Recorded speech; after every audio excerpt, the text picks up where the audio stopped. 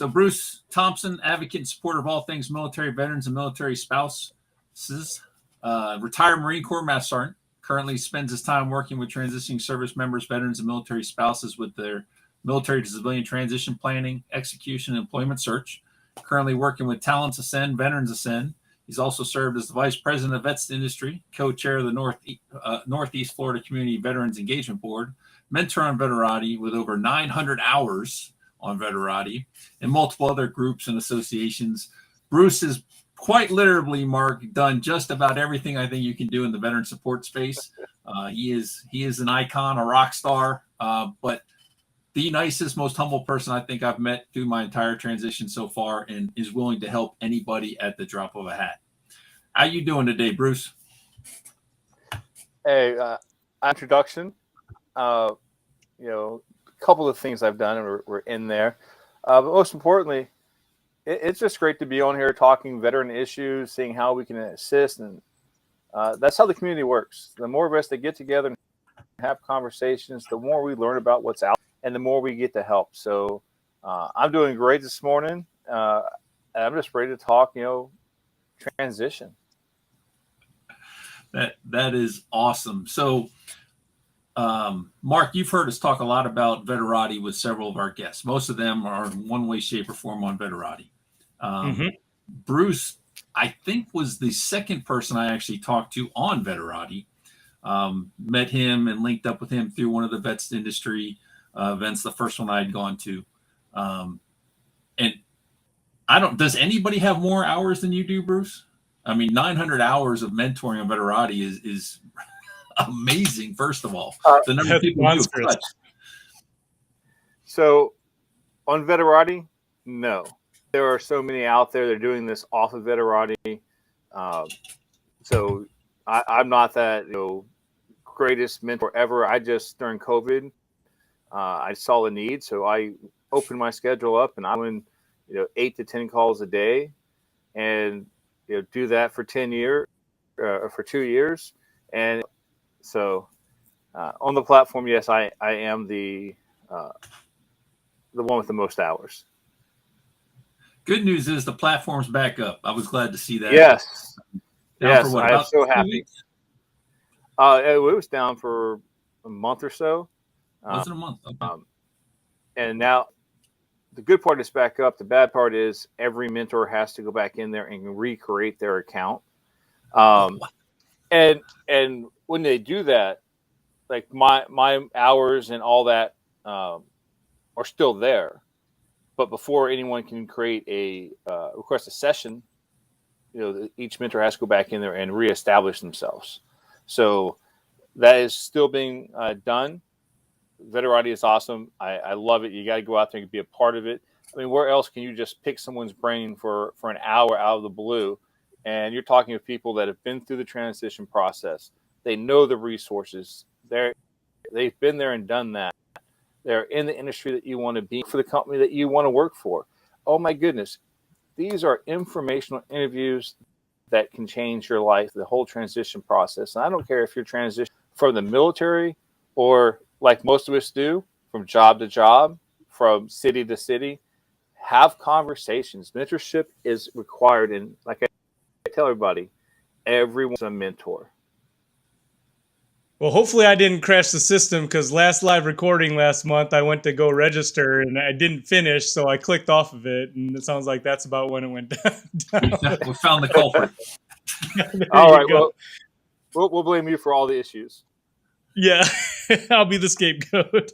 I had a question because, looking at your history, I mean, again, thank you for your service, Corps, right? Great military career. But then you went on to be like an advisor and do some consulting, right? So was that still while you were in service, or had you already separated from service to do that? So I started that before I got out. And it really was doing some mentorship, explaining, what a veteran is, what a military spouse is, and what they can bring to the table. So as we're transitioning and, I'm taking care of all my medical and other issues, it was what I was doing to keep myself busy, to keep myself, in the fight instead of, not doing anything. And I think that's a big thing that we all have to realize is we can't just go from a million miles an hour in our military careers to 0 miles an hour in our couch or our chair or whatever it is we're doing. You have to stay engaged in something. So that's where I was doing with the consulting while I was looking for that right opportunity and taking care of all my VA healthcare issues, because I am one of those walking wounded. You name it, it's probably broken. Marine Corps, 23 plus years. You're going to break something, right, along the way. I left because I was broken, not because I wanted to. It was the body said, it's your time. You got to go. I see. So what was that like? And I guess the follow-up question to that for me is, that's kind of a natural transition, right? But did you still have to network? Did you still have to do some of those career transition activities to get to that? Oh, absolutely. And I'll tell you, for me, I had a false start on my retirement process. Stationed in Kansas City doing an independent duty tour, and we're done. It's that time, and we would have to be in Kansas City, and we kind of came out and said, you know what, this isn't really where we want to be. Let's do one more tour, and then we'll have that 3 years to really figure out transition, retirement, where we are, what we want to do. And I'd already started working on that. I'm fortunate that I trained Marine Corps Reserves for 9.5 years of my career, which meant I did public affairs. I did the Toys for Tots. I shook the hands, kissed the babies, you name it. I was out there doing the networking. Now, I didn't know we called it networking. It was just what we did. And then, so as I got close to that transition phase, it was like, oh, wow, I already have this really good network, and it's all across the U.S. for the most part. And I retired out of Southern California, in Camp Pendleton, and I had San Diego down pat. I've been there for a long time. Let's just say when I was a West Coaster, I was there. Kansas City is as far as east I got in the States, and I only went there for 2 years. Otherwise, I was in California. Not bad when you're able to stay close to family in a homestead. But like Matt said before, the TAPS class, it has its purpose. But remember, services take 2 to 4 or 5 months to get you through boot camp, basic training. And then they give you 5 days to figure out what it is to get out. It's a hard process, and that's where we have to lean on those 45,000 plus veteran service organizations, researchers, and advocates that are out there that are trying to do things to make sure that transition is a more informed and smoother process. I went to the TAPS program twice. I just got angry, and honestly, I never completed it. I was over 20, so I could opt out. I opted out and went golfing instead. I found a place out in town there in San Diego. It's called VET2Industry, Veterans Career Transition Assistance Program. It is incredible. Janice and Betsy, and they rock that thing. I tell everybody, if you're in the Southern California area, this is a mandatory class that you have to go to. It's free. And when I tell you I didn't know what transition really meant until I went to this class, I am being honest. Like night one, we had to show up and hey, hand over your resume. So I had this piece of paper that I typed a few words on, but didn't look like a resume. I wasted a piece of paper. There was no value on it. And of course, I was senior enlisted, but I brought my wife with me, and she didn't need the class, but I needed her there to kind of keep me involved. I had a fellow in my unit that was there with me. Little did I know that the lady sitting beside me was the wife of one of my former lieutenant colonels. And then I had my retired master gunny, who was a couple seats away from me, and we had those junior Marines and sailors that were there.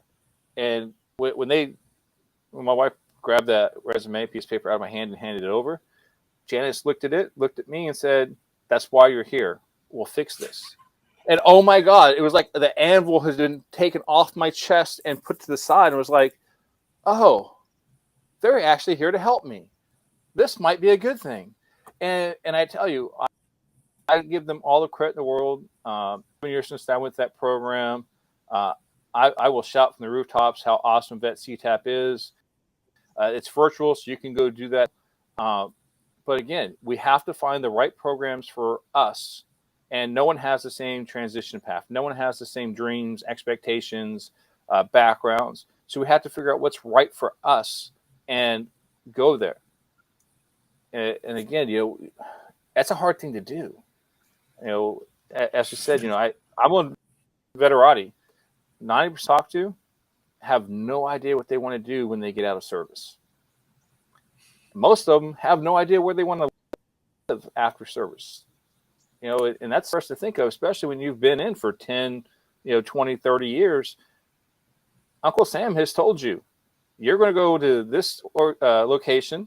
You're going to do this job, and we'll move you in 2 to 3. And now all of a sudden it's like all the freedom is out there. And we're like, whoa, that's too much freedom. Like more backtrack that. Hey, can you help me with the job? Can you help me? And TAP is meant to be like a college 100 level class. It is to tell you about all the things that you need to learn about. But there's absolutely no way that in 5 days you can learn about all your VA benefits, all those cool administrative pay, all these things. Oh, by the way, and we're going to teach you how to find a job and do your resume, job research, cover letters, LinkedIn, and all that within 3 days.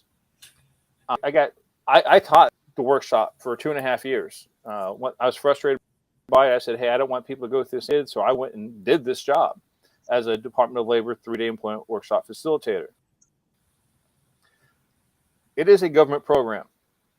Getting the documents changed, it's almost an act of Congress. But you have to convince people that it's so horrible that it needs to be updated. And then they decide, okay, we'll update it.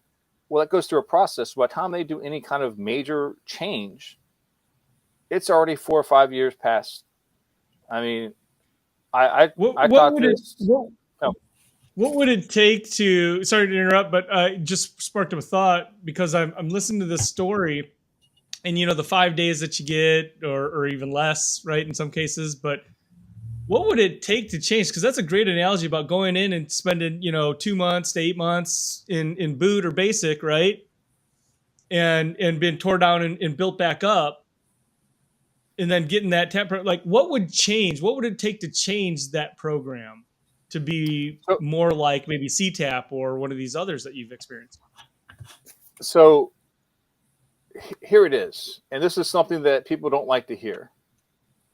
The military is not about teaching you how to be a civilian. We sign our contracts. We go in there and we do the job that we signed up to do. We get technical training. We do all this. At the end of the day, when we either our contract expired, medical issues, retirement, whatever reason that we're what other company teaches you how to leave their company to go to another company? It's not done. So, and I hate to say, I mean, I'm a veteran. I think we need support. I don't think the government program is the answer.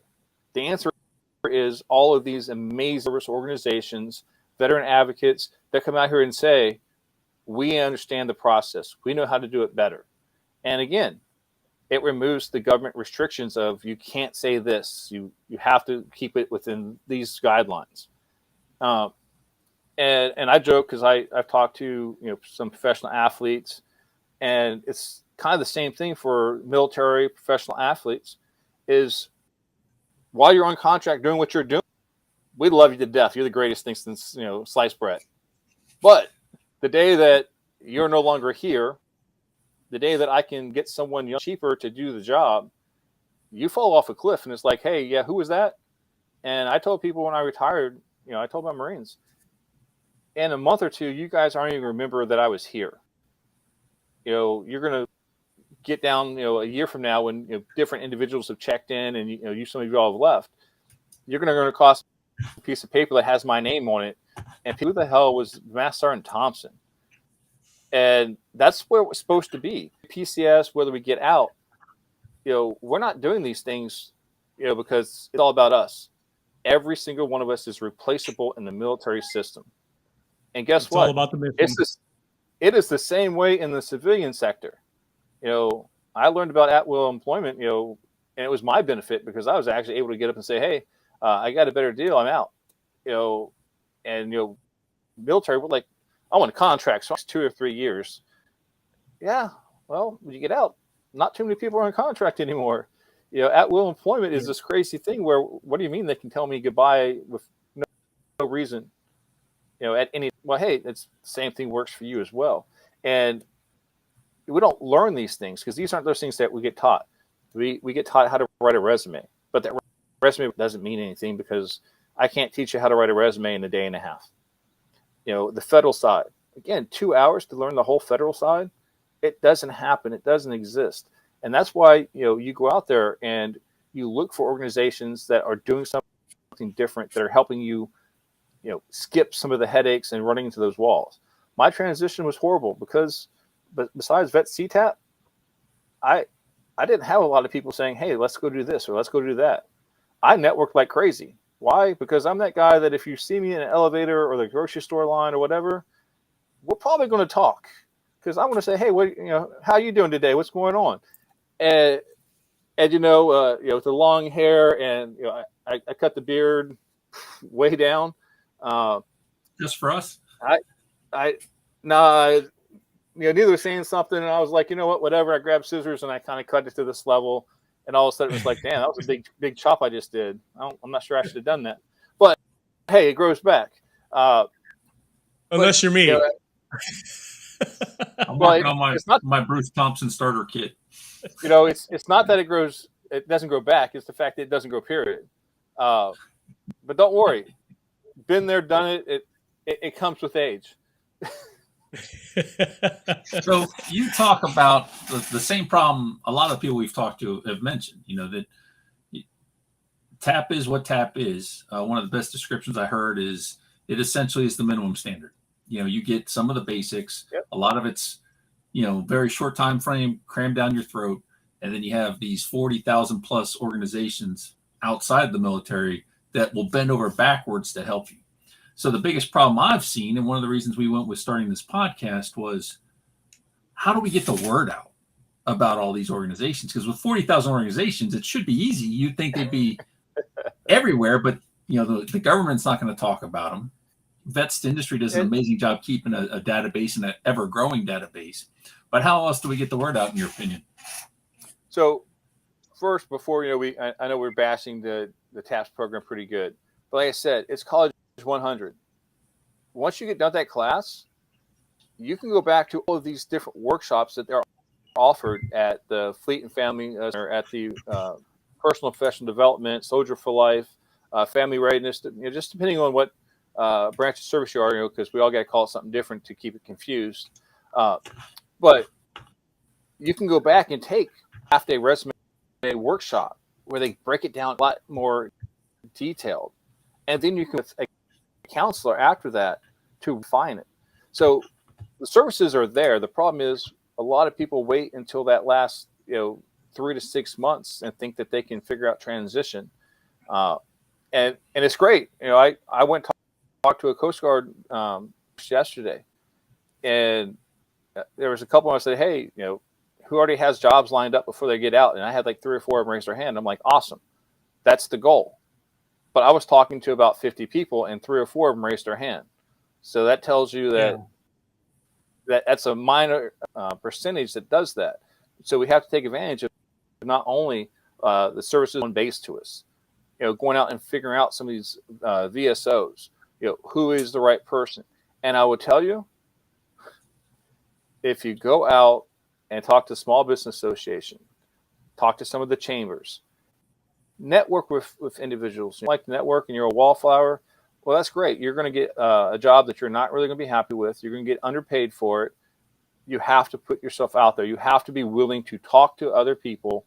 And, this isn't like, hey, Sean just walked in, we're at this event, and I'm going to go vomit how awesome I am to you. That's not how this works. It's having conversations. And we have so many people that are afraid to have conversations. And I laugh. I'm like, the whole time you're in service, whether it was the chief's mess, petty officer's mess, the NCO club, whatever it was, we networked to get everything we did. I can tell you when I first came in the Marine Corps, and I'll tell you, it was in the early 90s. Yes, I am old. It was all about networking to survive. I worked in motor transport, and we had to figure out, hey, this vehicle is broken and needs, a starter. Okay, how can I get a starter? How can I get this belt? How can I get this? How can I scrounge and use my network to find these pieces that I need? Guess what? When you get out, you're networking the exact same way. We're trying to figure out, who do I know that can open the door for me? Who do I know who's made this transition? So I always tell people, when you're using LinkedIn, and LinkedIn is an amazing, powerful tool if used properly. It's not create a generic profile and just go out there and click connect or follow, and then thinks magically people are going to run to you. You have to come out there and create a profile that's going to get you noticed. Well, guess what? There are steps on how to make a great profile. We can come back out there, using Veterati, using LinkedIn. I can search and say, I want to move to Lincoln, Nebraska. Okay, well, I can go in there, and I'm in Jacksonville, Florida. I can go in to LinkedIn, click my network, do a search, and filter it down to, I want to have first or second level connections that are in Lincoln, Nebraska. Previous company being any of the military branches, because I'm going to use that veteran helping veteran thing, which is, it is huge that people hear it and they don't think about it. But once you get out, you're going to find out veterans helping veterans is an incredible thing. And, it's what we have to continue to do to just to be who we are and to celebrate our uniqueness, because we are that, less than 3% that have served in some manner. And it's going to break it back down. And when it breaks it back down, I can start looking. Oh, look, I've got Sarah who's working for ABC company, and she's in talent acquisitions. I have an HR background. Talent acquisition might be something I'm interested in. Let me reach out. And by reaching out, I don't mean click the connect button or the follow button. I mean, hey, let me reach out, connect, personalized message. Sarah, I see that you are a Navy veteran, working for ABC company in Lincoln. I'm interested in relocating to Lincoln, and I have an HR background. I would love to be able to connect and pick your brain. Send.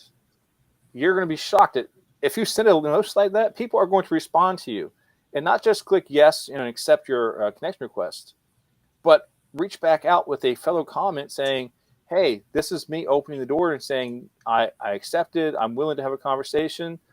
Send me a question, send me something else. The virtual coffees, have these conversations. You have to be able to do these things. And, I know we're getting kind of towards the end here, but I work for Veterans Ascend / Talent Ascend, and we are changing the way candidates and employers find each other. And I'll tell you all the time. Can you tell us a little more about that? Yeah. Huge tagline is no resumes, no job searching, no applications. You can create your free profile. What I do is, I was a communication electronics maintenance guy in service. I didn't want to have anything like this when I got out. I got my HR degrees. I was going down the HR path. So you can come in there and create your profile, and Veterans Ascend works with military. And by military, I mean active duty, reserve, guard, you name it. If you're military, you're military. Veterans, again, you're a veteran. We don't look at your district. We're not trying to figure out, what your DD 214 says.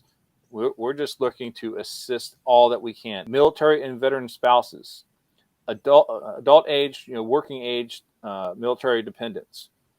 All of them can go on there and create their free profile. You're doing that free profile is you're telling us the skills that you have and want to use in your next career.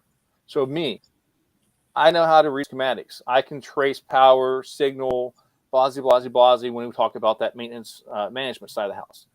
I don't list any of that. I went and listed my human resources skills, my public relations, going and focusing on, I want to use these skills, skills that you have but don't want to use. List the skills that are going to help you find the job in the industry that you're looking to do. So once you do that, your profile is on there. It goes live. It goes live because you completed the profile. Every 24 hours, our AI-powered platform does a matching sync. So it matches you with all of your of our clients' open positions that you are a skills match for. Now, once you matched, Veterans Ascend, Talents Ascend are not going to reach out to you and say, "Oh, hey, look, you have a match." No, the company is reaching out to you directly, and that's by text, email, phone, whatever it is that you said you wanted to do and be a part of. So, what's that kind of mean? One, you create your profile, and you can still go do the traditional search and all that. We're not telling you create your profile and forget about everything else. Like I said, many different methods behind what you're going through. We're telling you we're a free opportunity. We have over 11,000 candidates already. As far as positions goes, yesterday, I probably remembered from the staff meeting Thursday night when I saw the slide. I don't remember. I'm old. My memory slips every now and then. I'm looking for a Post-it note that tells me these things. But when you go back through and you're a match and they contact you, guess what? You're a fit for the position. This isn't, can I do the job? Because you matched. As long as you were open and honest about your skills, you have matched with a company that is interested you have. So when you have that conversation, it's about, are you a right fit for the work culture? Are you someone that I want to work with? And it takes a lot of that unknown away of like, well, am I really qualified? Maybe. It's there. We have this. It takes a lot of that fear away from you. Military spouses are one of the most underserved, underemployed groups that we have, because I have to job hop so often because this remote work is new. It's great. I love it. Everybody has to send talents and we all work remote. There is no brick and mortar business, which is awesome. But when you do skills matching and you don't do a resume and have to list your experience, all those different date gaps that you have go away. It is such a difference in how things are done. And as we tell everybody, those for the employer side, you post a job. Let's be completely honest. 90% of the people that apply for that's posted online have no business applying for that job whatsoever. They're not qualified. They just said, "Hey, 100%. This looks cool. I'm going to throw out a generic resume." And all of those talent acquisition recruiters, hiring managers, they've got to go through and process through all that stuff. It is a very expensive process to hire someone. Hence the applicant tracking system, right? That's what you brought up is exactly why there is an applicant tracking system. Yep. Yeah, and some companies don't. So you just have to go there, and I'll tell you, if you go to veteransascend.com, you can see exactly what we're doing. You can see the candidate side. You can see the client side. You get an idea of who we are, what we're doing. Again, we are a free resource for those in their next career search. Why wouldn't you check us out? And again, if you're an employer especially business. We just partnered with Wells Fargo, and Wells Fargo has an initiative to help small businesses become one of our clients and offset some of the cost. And it gives you better access to hire the right individuals. And what we do is we serve the underserved communities, military, veterans, military spouses. Here in next month or two before in this year, we're actually bringing Talent Ascend online. And when Talent Ascend comes online, not only are we going to have Veterans Ascend, we're going to have Ability Ascend.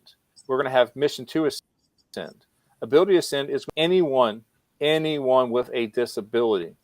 So right now, we're only working Veterans Ascend within that military. When we open Ability Ascend, we're throwing the doors wide open. You don't have to have a connection or anything else. It is if you have a disability, which everybody getting out of the military, you're going to have one because you do your VA disability claim. If you don't, reach out to me and tell me why you're not going to, and I'll give you the lecture on why you will do it. But it's going to open those doors up. Mission to Ascend. That is for us to help those that are justice. You've had a run-in with the law. You've paid your pittance. You've done your time. Get you back out to being a part of society and being, oh, that's a felon, or oh, this person's bad news. It's to get sure these underserved communities have a chance to have a wonderful life, a wonderful experience. And that's where we are. And we bring hope where people get down. And I've been there. I got out and was like, woe is me. I don't want to do any of this stuff. Guess what? There is a great life waiting for you. You just have to find a friend or some stranger who's willing to talk to you and kind of give you that bump. So again, I know you guys want to wrap me up, and Sean's over there like, Bruce, I know you can talk about it. Yes, I can. Veterans Ascend, Talents Ascend. Check us out. VSOs, find the right one. And most importantly, if anyone wants to charge you a penny to do your resume, your VA disability claim, you name it, hang up the phone, walk away, end the conversation. There are too many people that want to help you and do it for free, and we do it badly. We actually care. We're not about the paycheck. So make sure that you're taking advantage of all these amazing resources out there for us. And that's a bomb right there. That's a knowledge bomb right there for sure. I see my LinkedIn's across the bottom. Please reach out. But if you reach out, send a personalized note saying, hey, I heard you're running your mouth, on the podcast, Saturday morning. Hey, I see this, whatever it happens to be, but send me a note so I know who you are and why you're connecting with me. And I will tell you, once you do that, I will send a laundry list of resources and great information.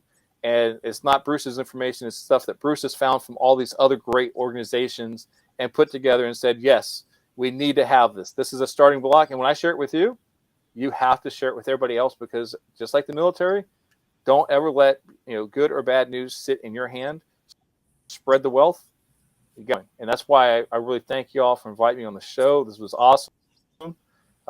Again, Sean, you knew what we were getting into when you invited me. Mark, I'm sorry. He probably didn't warn you that I run my mouth forever today. I love it, though. And I don't even need a host. I just talk. Too. Yeah, I love it too. You need to get with Mark and Trevor, and especially once you launch everything, you get on the Who You Know network and really push it out there through their show as well. That'll be some great stuff, and I look forward to bringing you back on at some point. We just had a gentleman on the Who You Know show, our parent network show. He had been incarcerated as a felon for murder for 17 years.